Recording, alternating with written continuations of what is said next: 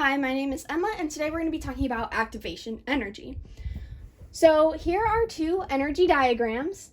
We have activation energy going from the initial or the start of the reaction to the peak of the reaction.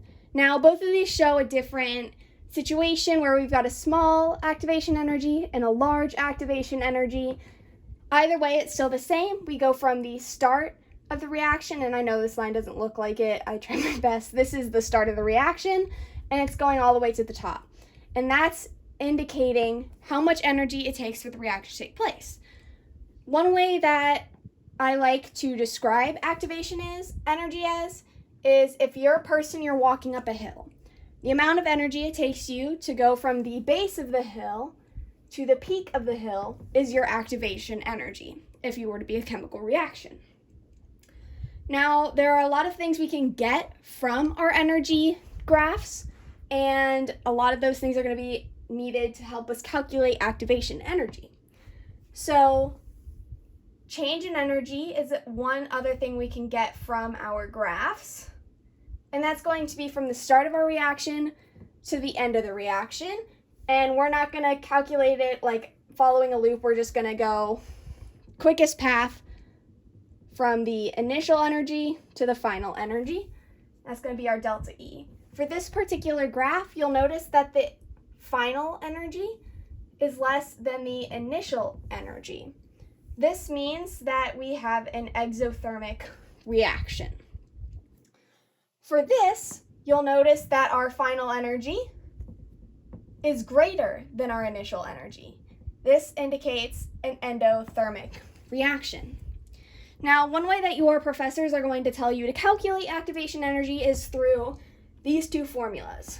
So we have the activation energy of the reverse reaction, and that's indicated by the activation energy, E sub A, and an R for reverse, is equal to your activation energy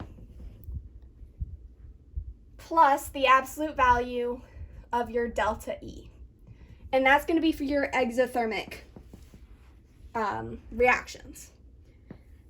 For our endothermic reactions, we use a slightly different equation. We're going to have the activation energy of our reverse reaction is equal to our activation energy minus the change in energy. Now, this usually indicates for E sub A, this is usually for the forward reaction. And all that means when it's saying forward reaction is the reaction going from reactants to products. Your reverse reaction, what this R is indicating, is going from your products to your reactants. And that happens with chemical equilibrium.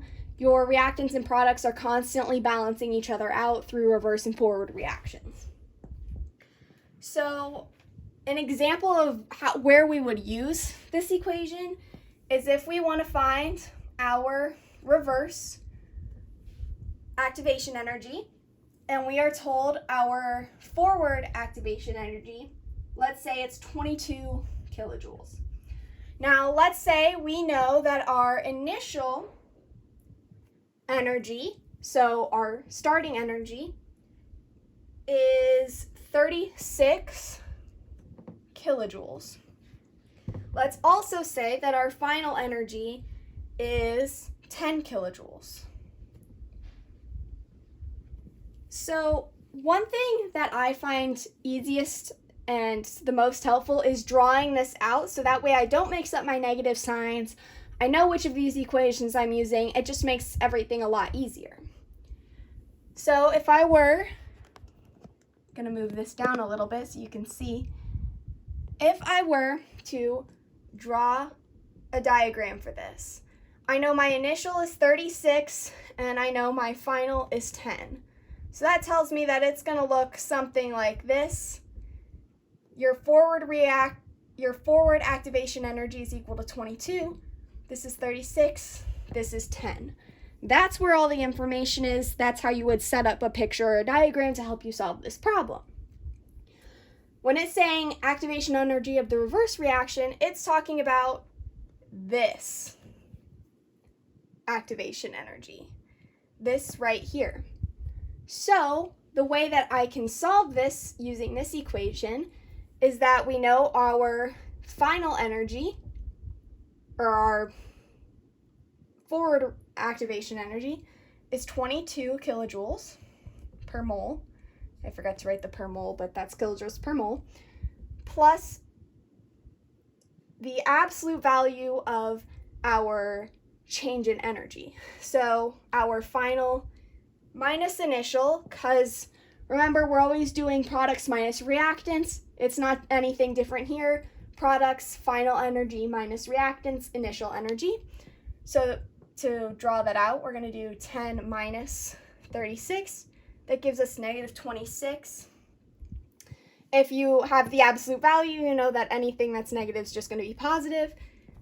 And we get a activation energy for the reverse reaction of 48 kilojoules per mole. So between drawing these energy diagrams and using these equations, you can very easily find the activation energy for the reverse reaction or the forward reaction. You can find your change in energy. You can find just about anything you need using these basic skills.